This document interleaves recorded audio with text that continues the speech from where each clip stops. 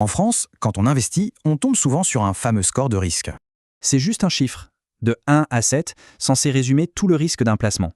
Mais attention, ce chiffre peut cacher bien des surprises. Voyons ça de plus près. Ce score, c'est le SRI. Il est calculé par les gérants de fonds et validé par l'AMF.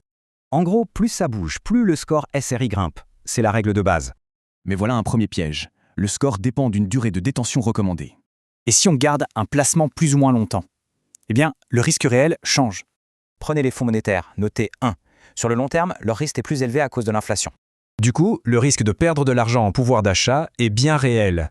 Pour les actions, c'est tout le contraire. Le temps joue en leur faveur. Sur 10 ans, la volatilité s'apaise et le risque de perte diminue vraiment. Deuxième problème, le SRI est bien moins fiable pour les actifs non cotés en bourse. Pensez au capital investissement ou au SCPI immobilière, là, le calcul est plus flou. On se base sur les loyers, la qualité des biens, des données moins directes. Résultat, il peut y avoir un gros décalage avec la réalité du marché immobilier. Mais le plus gros défaut du SRI, c'est ce qu'il ne mesure pas du tout. Il ignore la liquidité, c'est-à-dire la facilité à revendre, et les grandes crises financières. Et quand on ne peut pas vendre quand on veut, ça peut faire très mal. C'est ce qui s'est passé avec les SCPI périales. Les retraits ont été gelés.